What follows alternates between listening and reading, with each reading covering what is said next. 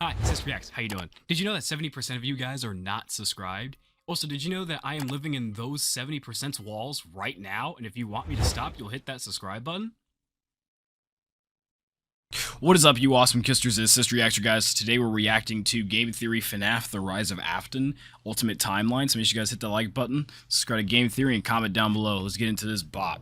Hello, Internet! Welcome to Game Theory, and officially page 7 of the FNAF timeline script. Last time we covered the origin of Freddy's. We talked about William Afton's childhood dream project of making a singing bear come to life, and the infuriating moment that his dream is copied by a rival. Still remember the days where he said the final FNAF theory is going to come out. The merger of the two franchises results in William meeting Henry, a brilliant designer with a knack for robotics. Working together, they make Fredbear's flourish, spawning popular Saturday morning cartoon shows, toy lines, and spin-off restaurants under the Fazbear name. When last we left him, Afton was thriving, the world of robotics opening his eyes to new and exciting ways of bringing characters to life. Bringing things to life, yeah, that was his core driving force, his passion. Yeah, and it was this bringing very things to passion life that would mutate, and twist, things and back morph to life from here on out in the story. Because with life, there is inevitably death. Something that Afton would become intimately familiar with. But before Afton acquaints himself with death, I want you to take some time to acquaint yourself with our newest channel. Oh yeah, I heard about the channel on Twitter. Is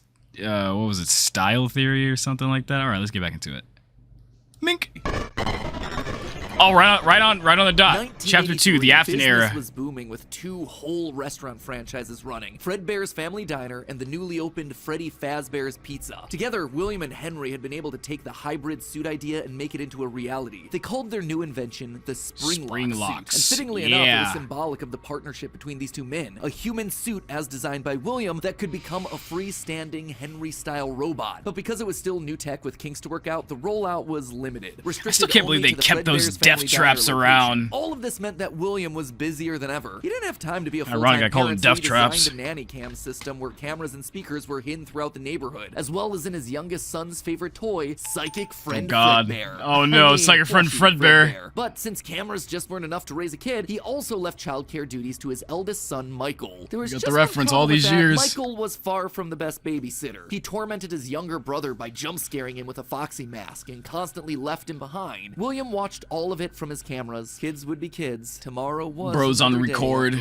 Except Michael's torment didn't stop. Bitter, angry thoughts would run through Michael's mind. Why did he have to be the one to take care of this whining crybaby all the time? It just wasn't fair. It was time that he got even with his brother by playing the ultimate prank. A prank that just so happened to be just a on prank, his bro. crying child's birthday. He and his friends would take his prank where you scared get your little brain brother squished and make him do the one thing that he was terrified of doing: getting close to the animatronics. That would be embarrassing for the kid that was such an embarrassment to him. His brother squirmed, screamed, kicked, and fought, but just as they were putting that small, squirming boy up to Fredbear's lips, his mouth snapped shut. The sensitive spring locks inside the body had been triggered. And yes, comments, I know it's the bite of 83, but I'm saying it for the Markiplier joke. I swear to God, every time I say it's the bite of 87, someone says, now it's the bite of 83. Bro, like, are you new here or something? Like, have you not seen the Markiplier video? Come on now. By the boy's movements, and they'd immediately clamped down. The wriggling stopped. The boy went limp. Jeez. It was just a prank. It was that's meant to be funny. That's the first time I've seen someone like edit the boy went over that. It was just a prank. Jeez. Funny. The boy was taken to the hospital. It was a prank. It was meant to be funny. Oh God. Flowers and pills filled the nightstand next to his hospital bed, but the damage was too severe. He couldn't recover. As the younger brother's consciousness began to fade, he could hear Michael's last words, a small and flimsy apology. But his father, Williams, through the voice of the Fredbear plush, were a firm and committed promise. I'm still on record, son. I'll be back. I will put you back together. This would not be the end. No matter what, Williams' son would live again. It would just take time. Time that, right now, he just didn't have. His young son's heart flatlined as the boy faded into the inky unknown of the afterlife. In the aftermath of the tragedy, changes started happening around the restaurants. Kids were now required to wear security wristbands to prevent anyone from getting outside without parental permission. Any kid who approached the exit without permission would have to answer to the security puppet, a marionette on strings that could fly around on rails across the restaurant to stop kids in their tracks. It was William's idea, inspired by Michael constantly leaving the restaurant without his brother. In the wake of Fredbear's spring lock failure, all the hybrid suits were getting retired, locked away at the nearby Freddy Fazbear location. It was yet another Another tough pill to swallow after all the hard work that he and Henry had put into them. William would eventually bury the boy's small body in a remote location out in the woods right alongside his drive into so that's and what he's out of saying. work every day. The That's a death of Midnight this little boy Motorist. sent the family spiraling. His wife, crippled with grief, was so distraught that all she could do was sit and watch TV. But his son Michael was far worse, complaining of seeing hallucinations of a golden bear standing outside of his window. The boy was so racked with guilt that he was convinced that he was being haunted by the ghost of his brother stuck inside the suit that took his life. The suit's three-toed feet digging into the wet earth. The words "It's me" ringing through Michael's ears. Some nights, Michael would even go so far as to break out of his room to check the gravesite and ensure that his brother was still there. As for William himself, he disappeared into his work and his drinks. Junior, That's a good way of thinking of Midnight Motorist. His son's gravesite. He found himself going there more and more frequently, spending longer and longer amounts of time. No, sorry. I know it's such an emotional scene, but seeing the purple guy drink is just so hilarious. I don't know why. Time there. The bar gave him a place to think, to remember, to reflect and stew on how Henry had stolen his idea for a themed restaurant. How they'd cut his character out of the cartoon when everyone else was there. How Henry had humiliated him by buying him out of bankruptcy. And now there was his son. Henry had taken his son from him. Sorry, I put my water bottle on my desk. I didn't know it would be that loud. After all. William ordered one more drink, but it was one too many. The bar turned him out and told him to go home. But William didn't go home. Drunk and angry, William raced back to the restaurant to give Henry a piece of his mind, only to find So this is someone how else Matpat waiting. thinks it loops Henry's into daughter, it. Charlie, locked outside of the building, bullies laughing at her through the window. Fine, some other problem to fix. But then Afton got an idea. A beautifully awful idea. This was his chance to get back at the man that had God, the humiliated smile. him all those years ago. Henry had killed his business, and now Henry's robotic suit had killed his son. It was time for William to do some killing of his own. Let Henry feel what it's like to have something you love get ripped away. While parties continued inside the walls of the pizzeria, William attacked Charlie in the back alley. It felt good. He felt free. Jeez. Years of resentment and bitterness trapped in his heart finally released in a moment of pure unapologetic evil. He would make Henry hurt like he Laughing. hurts.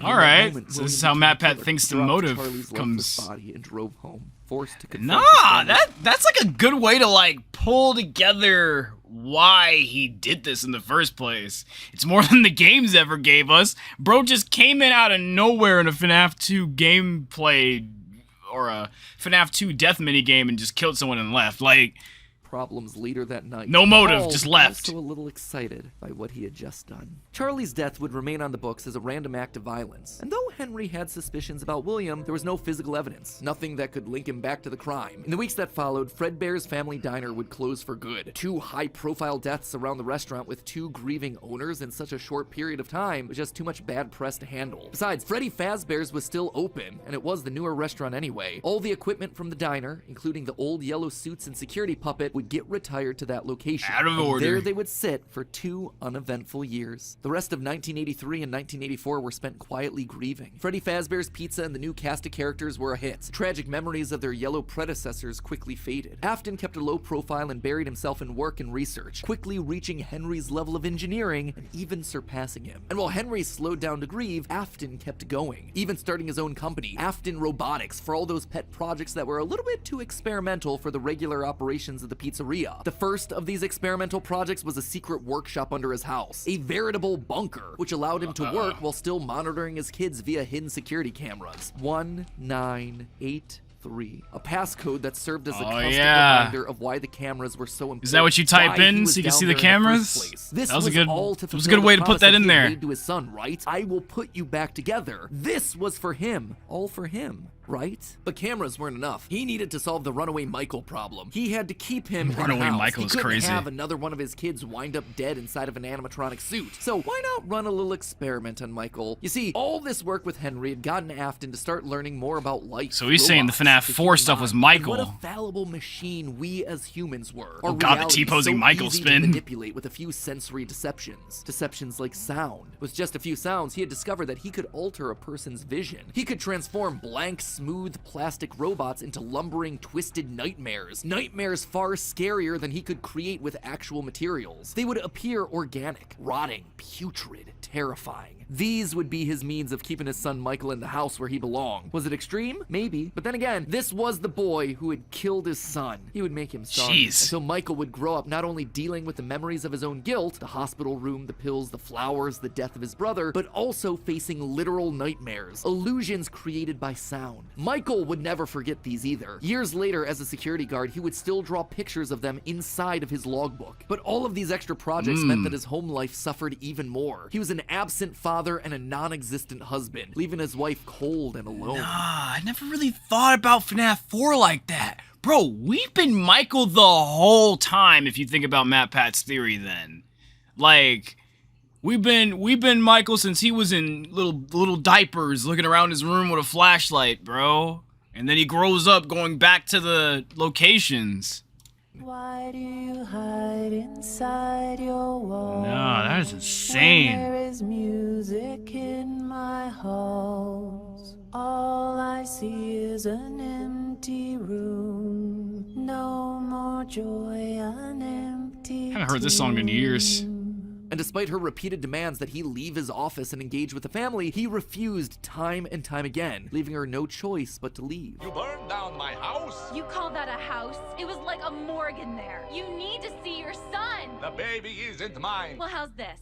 I'm keeping the diamond ring. And through it all, there was one lingering feeling. William wasn't done. He had gotten a taste of what it felt like to be unleashed, what it felt like to be free. Charlie's murder had unlocked something in him, and he wanted more. June 26th, 1985, putting on the golden Bonnie Bro, suit, it took he lured 5 children kids. one by one to the back room of the pizzeria when no one was looking. At first, he was cautious. He would lure them with promises of cake and cookies. He told them that their dog had died. He would ask for help God, I with hate that homework. minigame Susie so was the much. first. You never truly forget your first. I was the first. I have seen everything. But where to hide the bodies? Bro, He couldn't imagine sneak being out. first, Someone would though. see him. That would He had suck. to hide them in a place where they'd never be found and where they'd never leave the building. They had to be stuffed inside of the suits. No one maintained those things anyway except for him. And so Susie would go into Chica. Fritz, Jeremy, and Gabriel would come next. But it was easy. It was too easy. And with each little life he snuffed out, his lies got bigger. Their house was burning. They're just being kidnapped.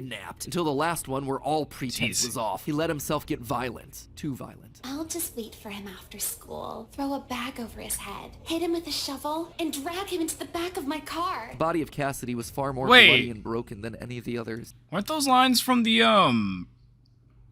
from that Toy Chica anime thing?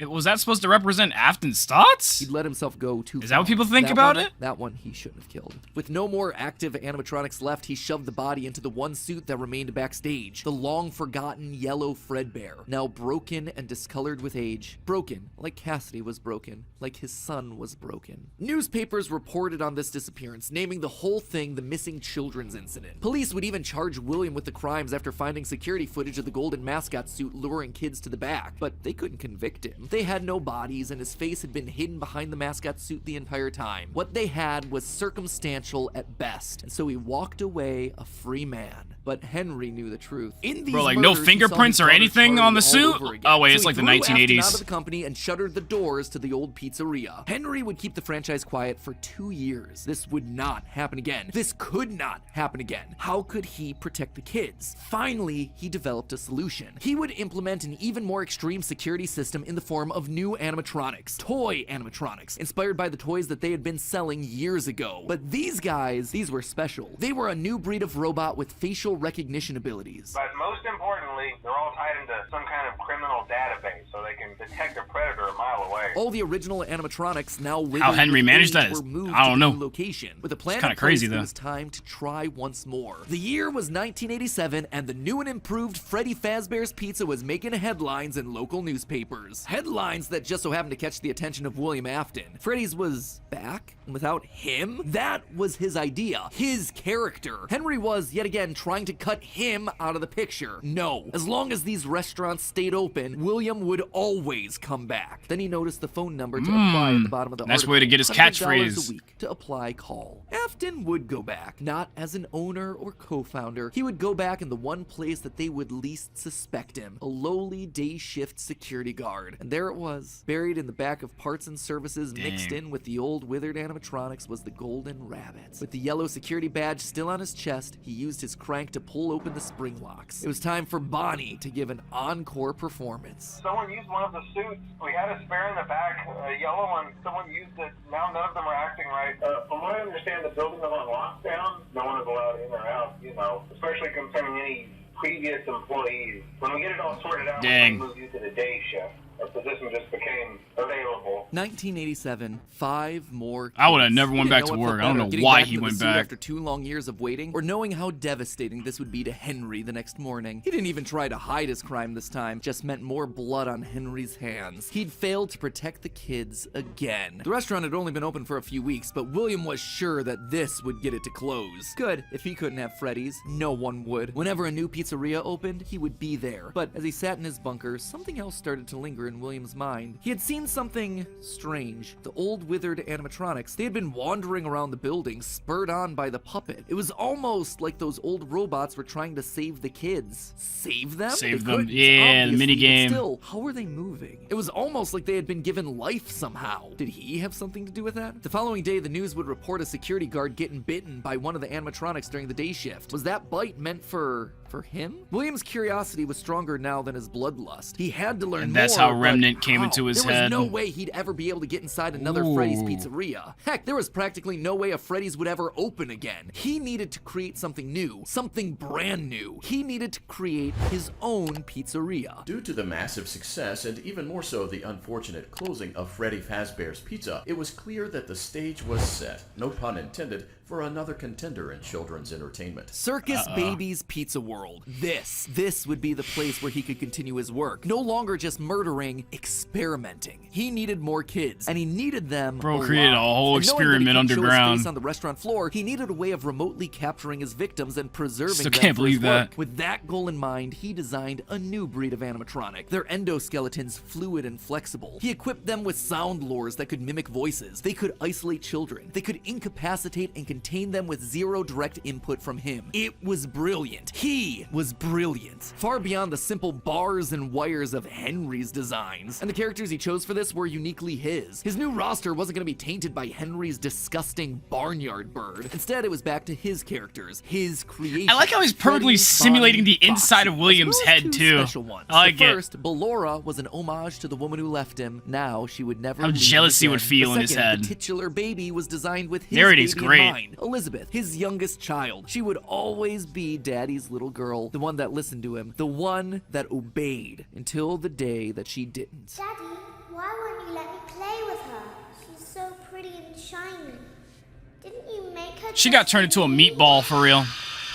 Sorry, that was way The too day soon. before Circus Baby's Pizza World opened, she disobeyed. She didn't listen. Left alone with Baby, she got too close. The animatronic ripped in half and swallowed her whole. A scared and confused Like, child she got faded into eternal taken. darkness. By the time Afton found her, it was too late. She was gone. He immediately canceled the launch of Circus Babies under the guise of a gas leak. But wait, as he sat That's there what you at the call foot of the karma. stage, he noticed that something was different. The eye color of the robot had changed. Baby had been built with blue eyes, but now they were emerald green, the same color as Elizabeth's. Was she in there? Could this all be connected to the free-moving animatronics that he had seen at Freddy's? He had to know more. His more turned to Remnant. excitement. He had to return to where it all started. 1993. That's why he. This place was pathetic. Henry had clearly tried to reopen That's one why he final time with beat those the old animatronics original open to see what was animatronics so long inside. ago, but William's damage to the brand had been permanent. These things stank of death. They hadn't been washed in decades. But even if they had, nothing could wash away the stink of murder that haunted these halls. One night, then Ooh, another. that was a crazy then line. another. William repeatedly snuck into the old broken restaurant to lure the living animatronics to him, one by one dismantling them, robbing them of their endoskeletons. The metal had to be the secret. It had to contain the remnants of life itself. But he had to know for sure. Leaping out of a room that was invisible to the animatronics programming, he dragged the oversized This man robotic really skeletons camped back and to his beat them underground over the workshop, head back for to where metal. Circus Baby watched Like on he's in with glowing, Minecraft or curious something. Eyes that somehow felt alive. Not knowing what else to do, William melted the robotic parts down. 5 animatronic endoskeletons reduced down to one silvery puddle of goo. Could he transfer this living metal to his own creations? He had to try. He picked up a syringe and filled it with the molten metal and injected the goo into Funtime Freddy's twisted, wiry endoskeleton. And suddenly the coils came to life. Like snakes writhing in a pile, what had once been cold, lifeless metal moved and jolted on its own. He'd done it! He had unlocked the secret to life itself. Except Bro is something holding was clearly wrong. The I don't know movements what. were erratic. They were violent, angry. Baby Agony. didn't act this way. She had been calm, collected. This was clearly something else, something mindless and frantic. Perhaps by mixing agony. the souls and then portioning them out, he had created incomplete beasts. He would need to keep testing to truly understand it. He needed more of this remnant. As he searched the old pizzeria one more time for any remaining scraps of metal, the ghosts attacked. His past victims come to collect their due, all led by Cassidy. The 5 lined up and blocked the door. And after You know what Matpat's theory? In Matpat's theory, it kind of seems like the purple guy was expecting ghosts, but when he's seen the ghosts, he's still pissed himself. Like, bro, you literally went and looked for them. Why are you scared? mind real. The scientific implications of this were incredible. Ghosts, real ghosts that he could see, all standing against him. But what could they do? What couldn't they do? He panicked as Cassidy approached. How do you stop something that's already dead? Maybe with the thing that resulted in their death in the first place. He would get into his suit like old times. He would regain his power over them. How many times have I seen this scene on this channel? He was the genius. He was the one in the suit. He was the one in charge. Oh, dang it, my snap was a second too late. Maybe it was this frantic movement. My snap was just Maybe a second too late. Abandoned restaurant. Maybe it was just fate coming to collect its due. He didn't know. The only thing he did know was that his brain was suddenly filled with searing white-hot pain as hundreds of metallic pins and gears stabbed into his body from all Bro sides. got game ended. All he could do was collapse, blood slowly oozing out of the suit and pooling onto the floor around him. It couldn't end like this. It wouldn't end like this. His work was unfinished. Unable to move, his only option was to survive, to live, to keep living. It took I like how it also looks like from Scott's minigame, so we knew what caused the So we knew what caused the whole spring leg incident. The rain, it like drops. The only option was to it drops and lands on the suit. Like Scott had to make sure we knew how it happened. That's crazy. Survive, to live. I love 8-bit minigames, especially it took Scott's. days lying in his own blood, but eventually someone found him. A security guard making a normal report. When he saw the animatronics, Oh yeah, he's pretty dead. The party room floor, and those it are pretty caused him broken. to file an immediate report of a break-in. An owner would have to come in and claim the damage, and who else would it be other than Henry? Hope jumped That in son of a Afton's heart. bitch. Henry would see him. They were partners. Don't worry, I'm just after all. narrating for He would Henry. be the one to help save him, to get him out of this suit, to relieve him from this tremendous pain. Henry entered the secret room. His eyes fell on Afton sitting there in the pool of red, and Henry, saying nothing, turned and walked away. This is just to inform Dang. all employees that due to budget restrictions, the previously mentioned safe rooms are being sealed at most locations, including this one. Nothing is being taken out beforehand, so if you left anything inside, then it's your own fault. Management also requests that this room not be mentioned to family, friends, or insurance representatives. And so there Afton would sit, hanging on for 30 years, trapped behind the walls with an iron will. And I will hold this to my grave. That is Springtrap. Scott, I love you. You know I do. But Scrap Trap, okay, Burn Trap is okay. Never Scrap Trap again if you bring back Afton, which you're going to have to because of what you did at the end of the game.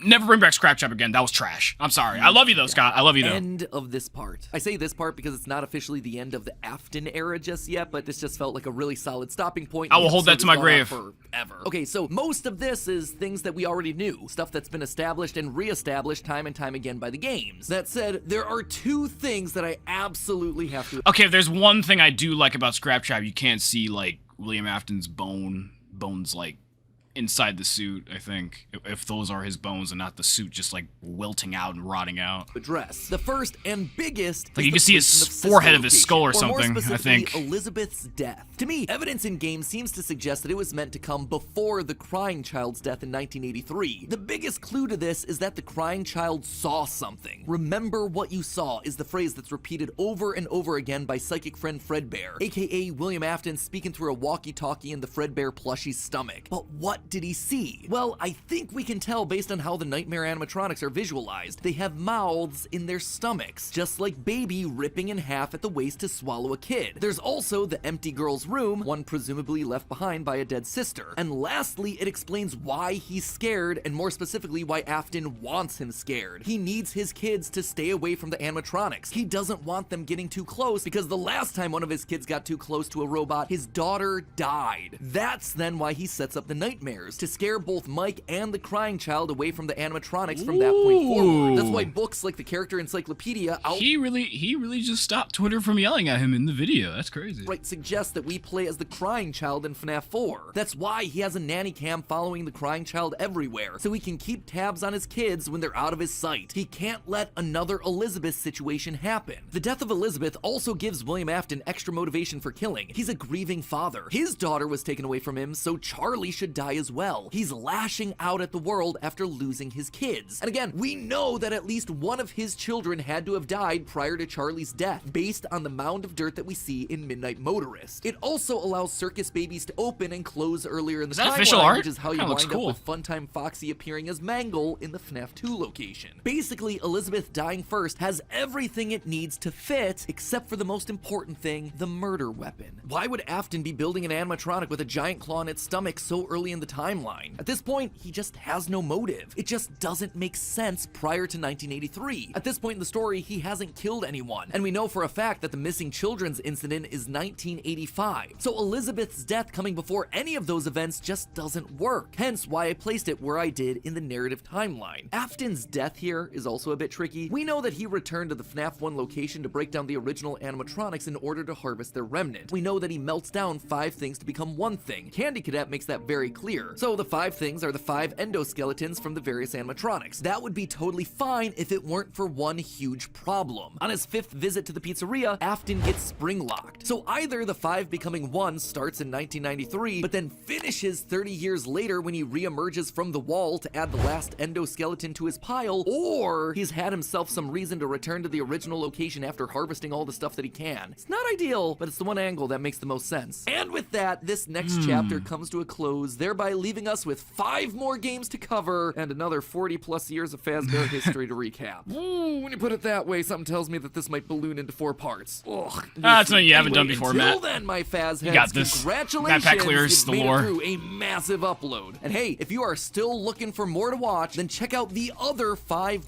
Alright, I think that's pretty much the end of the video. If you guys... Wait, what's that?